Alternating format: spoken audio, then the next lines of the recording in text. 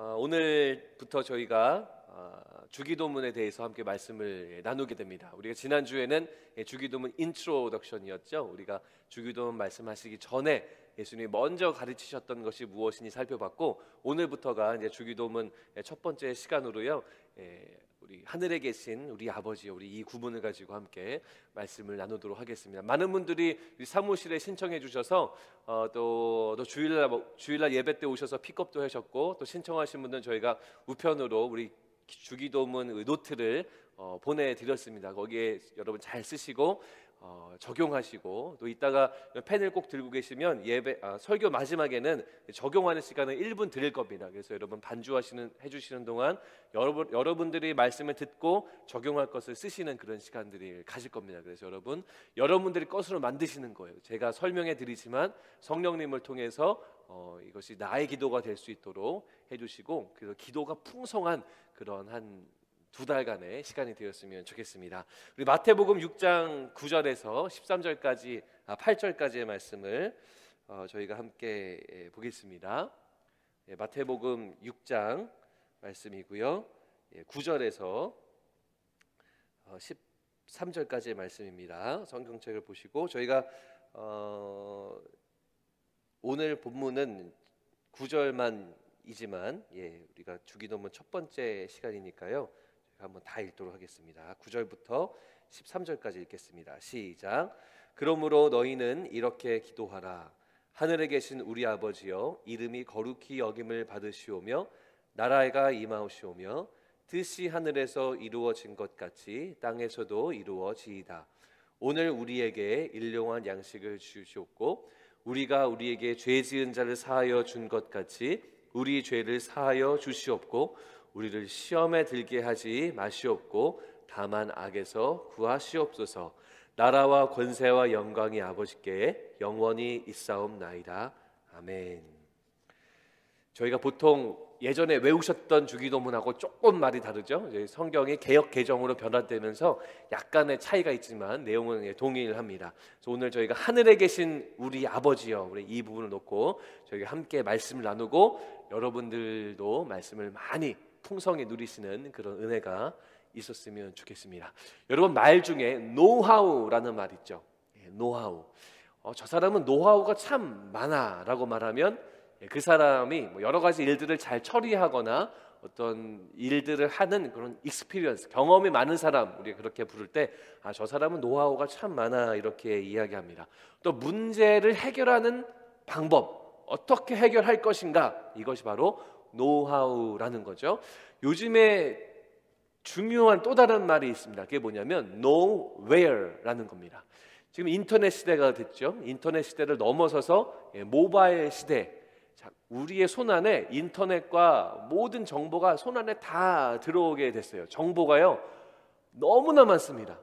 중요한 것은 정보가 무엇인지 보다는 know where, 그 정보와 지식을 어디서 빠르게 가져올 것인가, 이것이 더 중요한 시대가 되었다라는 겁니다. 수많은 인터넷 기업들과 회사들이 막 앞다투어 경쟁을 하고 있을 때 know where, 어디서 정보를 가져올 것인가, 얼마나 신속하게 정보를 빨리 가져올 것인가, 이것이 이 기업의 승부에 달려져 있다라는 겁니다. 자, 저는 이 know where, 이것이 우리의 기도 생활에도 동일하게 적용된다라고 생각을 합니다. 어디서 우리가 정보를 가지고 올 것인가처럼 기도도 우리는 어디서부터 기도를 응답받고 어디에게, 누구에게 기도할 것인가, 문제를 우리는 어디서부터 해결할 것인가, 바로 이 부분이라는 거죠. 신상을 세워놓고 이 문제를 해결할 것인가, 아니면 돈의 흐름을 보고 문제를 해결할 것인가, 아니면 부적을 가지고 몸에 붙여서 문제를 해결할 것인가. 우리는 어떻게 문제를 해결합니까? 우리는 하나님으로부터 문제를 해결하는 것, 이것이 바로 우리의 모습인 줄로 믿습니다. 오늘 주기도문 첫 번째 시간으로 하늘에 계신 우리 아버지요, 하늘에 계신 우리 아버지요, 이것은요 기도를 어디에다가 하는가, 이 know where, 어디에 해야 하는가, 바로 이 부분에 관한 내용입니다. 사랑하는 성도 여러분, 여러분은 지금 여태까지 기도를 어디에다가 하셨습니까? 누구한테 기도를 해오고 계십니까? 하나님 맞죠? 하나님은 맞는데 어느 하나님께 기도하고 있어요? 어떤 하나님, 어떤 성품의 하나님께 기도를 하고 있나요? 오늘은 그것에 대해서 함께 나누는 시간이 될 겁니다. 저희 아이들이 이 stay at home, 우리 또 집에 오랫동안 있었고 또 방학을 또 시작했어요. 그래서 집에 오랜 시간을 함께 보내고 있어서 저도 이제 아이들과 시간을 많이 보내고 있는데, 아이들이 저한테 와서 물어보는 것이 있습니다. 그게 뭐냐면 대표적으로는 언제 나가 놀 거야? 아니면 넷플릭스가 안 켜져? 뭐 이런 내용. 아니면 자전거가 고장 났어요. 아빠 축구공 어디 갔어요? 이런 뭐 노는 거에 관련된 것은 항상 아빠한테 와가지고 아빠한테 물어봅니다. 저한테 많은 질문들을 하지만 저한테 절대 물어보지 않는 것이 있어요. 그게 뭐냐면 먹는 겁니다. 밥. 왜냐하면 저는 요리를 정말 못하거든요. 그래서 집에서 이제 주로 설거지를 많이 하려고 하는데 음식을 저희 아내가 많이 준비하고 있어요. 그래서 아이들도 그걸 알아서 점심에 뭘 먹고 간식으로 뭘 먹는지는 저한테 절대 물어보지 않습니다. 왜냐하면 저한테 물어봐도 저는 전혀 모르고, 그렇기 때문에 항상 아내한테 가서 엄마 오늘 점심이 뭐예요? 저녁이 뭐예요? 또 간식은 뭐예요? 항상 이렇게 물어보는 거죠. 아이들도 대상에 따라서 질문의 내용이 바뀌거든요. 마찬가지입니다. 우리가 하나님이 어떤 하나님이신가를 정확하게 알면 우리의 기도의 내용이 바뀔 수 있어요. 하나님이 어떤 분이신가에 대해서 우리가 확실하게 더 알면 우리의 기도의 방향이 달라지고 기도가 완전히 변화될 거다라는 겁니다. 아까 설명드렸죠? Know where. 우리는 기도를 누구한테 하는가? 기도의 대상, 우리 두 가지를 함께 여러분과 나누려고 합니다. 첫 번째 기도의 대상 1은 죄송합니다. 기도의 대상 1은 뭐냐면 아버지 되시는 하나님입니다. 아빠 되시는 하나님.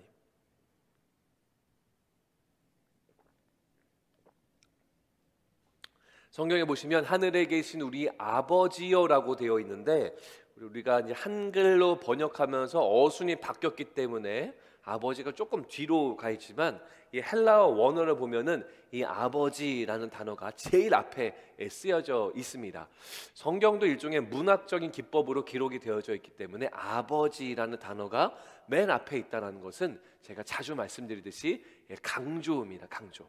예수님이 우리에게 기도를 가르치실 때 아버지라는 것을 제일 넘버원으로 우리 가운데 가르쳐 주셨어요. 아버지라고 하는 헬라어는 파테르라는 단어인데, 이것은 우리가 보통 이야기하는 아버지, father라는 말도 있지만 아빠, 제가 괄호로 아빠를 써드렸죠. 아빠라는 의미가 더 많이 있습니다. 어린아이가 아빠가 회사에서 오면 아빠 하고 달려갈 때 외치는 그런 아빠, 어린 자녀가 부르는 그런 아빠의 의미를 더 많이 담고 있습니다. 구약에서, 예수님 시대 이전에 구약에서는요, 하나님을 아버지 혹은 아빠로 호칭한 적은 단 한 번도 나와 있지 않습니다. 성경에 보면 하나님과 이스라엘 백성들의 관계를 아버지와 자녀의 관계로 비유해서 설명한 곳이 한 두세 군데가 있긴 있지만, 호칭으로 이 사람은 여호와 하나님은 너희들의 아버지야, 아버지를 호칭으로 설명한 곳은 단 한 군데도 없어요. 유대인들이, 우리가 내일 모레 말고 그 다음 주 주일날 함께 더 깊이 살펴볼 거지만, 유대인들이 예수님이 하나님을 아버지라고 말한 것에 깜짝 놀란 이유가 바로 이겁니다. 왜냐하면 구약에서는 하나님을 아버지라는 개념으로 말씀한 적이 한 번도 없기 때문인 겁니다. 예수님의 그 아버지라는 고백은 굉장히 파격적이었다는 것이에요. 아무도 상상하지 못했던 그런 호칭이었다라는 겁니다. 아버지, 아빠의 존재는 어떤 존재인가요? 어떤 존재죠? 여러분에게 아버지, 부모님이 계실 텐데 부모님이나 아버지, 아빠는 어떤 존재셨습니까? 제가 좀 정리를 해봤는데, 첫 번째는 태어나게 해주신 분. 우리 물론 엄마의 뱃속에서 태어났지만 아버지에 또 물려받았잖아요. 그래서 나를 태어나게 하신 분이 또 아버지죠. 두 번째는 보호하시는 분, 보호해주죠. 집에 같이 살면서 또 외부의 적들과 나쁜 것으로부터 보호해주는 것이 바로 아버지의 역할이고, 세 번째는 부양하는 분, 양육해주시고 키워주시고 또 도와주시는 분, 이것이 바로 아버지고, 네 번째는 공급해 주시는 분, 우리의 필요를 잘 공급해 줘요. 갓난아기라면 먹을 것을 주고, 또 필요를 채워주고, 옷을 주고, 또 눈물을 흘리면 눈물을 닦아주고, 이것이 바로 가정 안에서의 아버지의 역할, 아빠의 역할이다라는 겁니다. 예수님은 하나님을 지금 아버지라고 부르고 계십니다. 예수님의 설명 중에요, 하나님 아버지에 대한 설명을 하고 있는 구절이 있는데, 그걸 좀 살펴보면 예수님이 어떤 생각으로 하나님을 아버지라고 부르기 시작했는가 우리가 좀 더 알 수가 있는데요. 마태복음 7장 말씀에 보면 이렇게 되어 있어요. 너희 중에 누가 아들이 떡을 달라 하는데 돌을 주며 생선을 달라 하는데 뱀을 줄 사람이 있겠느냐? 너희가 악한 자라도 좋은 것으로 자식에게 줄 줄 알거든 하물며 하늘에 계신 너희 아버지께서 구하는 자에게 좋은 것으로 주시지 않겠느냐. 예수님의 설명이에요. 예수님이 뭐라고 설명하냐면, 누가 아들이, 너희들의 자녀가 떡을 달라 그러는데 돌을, 야 이거 떡이다 받아보니까 돌이고, 아니면 생선을 달라, 아빠 생선 좀 주세요 먹게요, 그런데 막 살아있는 뱀, 독사 뱀을 그 플레이트 위에 올려주고, 이런 아빠가 어디 있느냐라고 이야기하는 거죠. 아무리 아빠라는 그 어른이 나쁘고 못된 사람이다 하더라도 본인의 자녀한테는 좋은 것을 준다라는 설명을 하시면서 뭐라고 그러시냐면, 하늘에 계신 너희 아버지께서도 너에게 가장 좋은 것으로 주실 거란다 라는 그런 말씀을 하고 있습니다. 자, 예수님이 말씀하시는 아버지와 아들, 자녀와의 관계, 아버지와 자녀의 관계는 어떤 관계냐면 뭔가를 주는 관계에 대해서 설명하고 계신 거예요. 여러 가지가 있겠지만 특별히 이 구문에서는 뭔가를 주시는 분, 이것에 대해서 말씀하고 계십니다. 즉 하나님은 우리에게 뭔가를 주시는 분이에요. 왜냐하면 하나님은 우리의 아버지시기 때문입니다. 우리는 자녀이기 때문입니다. 뭔가를 공급해 주시는 분이에요. 그리고 중요한 것, 무시하지 않습니다. 우리의 눈물과 우리가 생선을 달라 하고 떡을 달라 하는 것을 무시하지 않고 하나님 우리 가운데 공급하시는 분이 아버지 하나님, 우리 여호와 하나님이시다라는 겁니다. 그런데 또 중요한 게 있어요. 그게 뭐냐면요, 잘 보세요. 아들이 원하는 것을 받아내는 이유가 있습니다. 그 이유가 뭐냐면, 요청서를 잘 꾸며가지고 아버지한테 올려서 아버지가 확인해보고 괜찮네, 떡을 주고, 아니면 말을 막 요리조리 설명을 잘 해가지고 조리 있게 잘 설명을 해서 아버지가 듣더니 그래 너 생선이 필요한 거 맞구나, 생선 줄게, 이렇게 했기 때문에, 설득을 잘 했기 때문에 아버지가 자녀에게 그것을 주는 것이 아니라, 예수님의 비유에서는 무엇을 얘기하고 있냐면, 아들이 아버지로부터 받아내는 유일한 이유는 뭐냐면 관계라는 거예요. 관계이기 때문에 준다라는 거예요. 기도 응답의 조건은 관계입니다. 관계. 기도를 10시간, 20시간 채웠기 때문에 주님이 그래 20시간 정도 했으니까 응답해 줄게가 아닙니다. 네가 지난주에는 20개의 기도 리스트를 놓고 기도했는데 오늘은 무려 2배인 40개의 기도 리스트를 놓고 기도하는구나, 기도를 많이 했네, 그래 고마워, 응답해 줄게, 이게 아니라는 거예요. 기도 응답의 조건은 얼마나 기도를 많이 했는가, 얼마나 기도를 조리 있게 했는가, 얼마나 많은 미사여구를 통해서 하나님의 마음을 감동시켰는가, 이것이 기도 응답의 조건이 아니라 관계라는 거예요. 관계. 하나님과 나와의 관계, 내가 하나님을 생각하는 관계가 어떤 관계인지 이것에 달려있다라는 겁니다. 예수님은 주기도문을 우리 가운데 알려주시면서 이 관계로 인해서 하나님이 응답하시는 것을 우리 가운데 알려주고 계시는 겁니다. 자, 우리의 기도의 대상은 누굽니까? 아버지 하나님. 아버지 하나님. 10,000시간, 20,000시간 기도의 분량을 어렵게 채워야만 귀를 기울일까 말까 한 세상에 수많은 만들어진 신이 아니라, 우리 하나님은 아버지 하나님이셔서 우리의 작은 신음에도 응답하시고 우리의 기도를 다 들어주시는 바로 그런 좋으신 분, 이것이 바로 우리의 기도의 대상인 아버지 하나님이시다라는 겁니다. 조건은 바로 관계에 있습니다. 그래서 우리가 하나님을 아버지로 생각하고 기도하느냐, 아니면 아버지로 생각하지 않고 그저 어떤 멀리 있는 신, 내가 따내야 되는 그런 신으로 생각하느냐, 이것에 기도 응답의 열쇠가 갈려진다라는 겁니다. 하나님을 아버지로 여기고 구하고 두드리는 자에게는 하나님의 기도 응답이 있어요. 하나님은 그 기도를 기쁘게 받으십니다. 기도의 대상에 대한 확신이 있으면 우리의 기도가 열릴 줄로 믿으시기 바랍니다. 내가 기도하는 대상이 아버지구나, 내 사랑하는 아버지구나, 관계 때문에 무조건 주시는 분이시구나, 이것에 대한 우리의 확신이 생기고 마음이 열리면 우리의 기도가 활짝 열리게 될 줄로 여러분 굳게 믿으시기 바랍니다. 이것이 바로 첫 번째, 예수님이 우리 가운데 여러분들에게 가르쳐 주시는 우리 주기도문 첫 번째 내용입니다.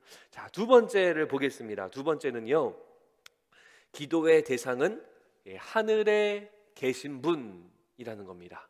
기도의 대상은 하늘에 계신 분이라는 거예요. 오늘 그 주기도문 구절이 이렇게 시작하죠. 하늘에 계신 우리 아버지요. 제가 아버지에 대해서 설명드렸고, 이제 하늘에 계신에 대해서 좀 설명을 드리려고 합니다. 지금 이 말씀에 보면 우리의 아버지 되신 하나님이 어디에 계시죠? 하늘에 계시죠. 하늘에 머물고 계신 걸로 보여집니다. 이 성경에 나와 있는 헬라어의 하늘이라고 하는 것은 우리가 보통 보는 그 창공, 스카이, 이 하늘을 뜻하는 것이 맞습니다. 고개를 이렇게 들면 보이는 그 하늘, 바로 그것이 하늘인데요. 그러나 궁극적으로 하늘은 특별한 장소가 아니라 존재라는 것을 우리가 기억하시면 되겠습니다. 하늘은 장소가 아니라 존재를 뜻하는 거예요. 자, 이것에 대해서 좀 더 설명을 드리겠습니다. 헬라어 본문에 보시면 하늘에 계신 우리 아버지여라고 할 때 하늘이요 복수로 쓰여 있어요. 제가 다시 말씀드리면 하늘들에 계신 우리 아버지여라고 되어 있다는 거예요. 자, 하늘은 하나인데, 스카이 하나인데 왜 헬라어에는 하늘들이라고 기록이 되어 있고 예수님도 아람어로 왜 그렇게 말씀하셨는가라는 것은, 이 유대인들이 이 당시에는요 하늘의 개념이 세 개를 가지고 있었어요. 저희가 보기엔 그 하늘 한 개지만 이때 당시에 사람들은 세 개의 하늘을 갖고 있었습니다. 첫 번째는 뭐냐면 보통 우리가 말하는 하늘, 구름이 떠 있고 비행기가 날아가고 새들이 날아다니는 그 하늘이 첫째 하늘이고요. 두 번째 하늘은 뭐냐면 우리가 지금은 말하는 우주, 별과 달과 해가 있는 그 깜깜한 우주, 이게 둘째 하늘이었어요. 그 다음에 셋째 하늘은 뭐냐면 하나님이 계신 곳, 천국, 이것이 셋째 하늘이거든요. 여러분 성경 보신 분들은 아시겠지만 바울이 셋째 하늘에 갔다 왔다라는 그런 말을 해요. 그래서 하나님의 나라를 환상으로 봤다라는 거죠. 그래서 유대인들은 이 하늘이라는 개념이 첫째, 둘째, 셋째라는 이 개념이 있었습니다. 그래서 여기서도 하늘들이라고 쓰여져 있다라는 거예요. 그러니까 하나님이 이 첫째 하늘에도 계시고 둘째 하늘에도 계시고 셋째 하늘에도 계시고 모든 하늘에 계신다라는 이 말은 무슨 말이냐면 하나님이 초월해 계신다라는 것을 알려주시는 거예요. 어디든 계신다라는 것을 알려주시는 거예요. 여기도 계시고 여기도 계시고 저기도 계시고 모든 장소에 거하시는 분이 바로 하나님이다라는 거예요. 주님이 존재가 어떻게 존재하고 있는가? 하늘이라는 조그만 동네에 머물고 있는가? 버지니아라는 조그만 스테이트에 머물고, 이것이 아니고 모든 자연 만물에 다 존재하고 계신다라는 것이 바로 하늘들이라는 뜻이라는 겁니다. 그러니까 우리의 기도의 대상은 뭐예요? 아버지 하나님께 기도하는데 지금 아버지 하나님이 어디에 계십니까? 하늘에 계시다, 초월에 계시다, 어디에든 계시다. 즉 전능하신 하나님을 뜻하는 겁니다. 그러니까 우리의 기도의 대상, 우리 하나님은 전능하시기 때문에 무엇이든지 다 해주실 수 있는 분이다라는 거예요. 하늘에 계신 하나님, 전능하신 하나님. 전능하시니까 하나님이 원하시면 무엇이든지 다 나에게 해주실 수 있는 분이구나, 어떤 일도 이루실 수 있는 분이구나, 이것이 바로 하늘에 계신 하나님의 뜻이다라는 겁니다. 전능하신 하나님, 능력의 하나님이시다라는 거예요. 하늘들에 계시니까 모든 하늘을 다 섭렵하고 계시다라는 거죠.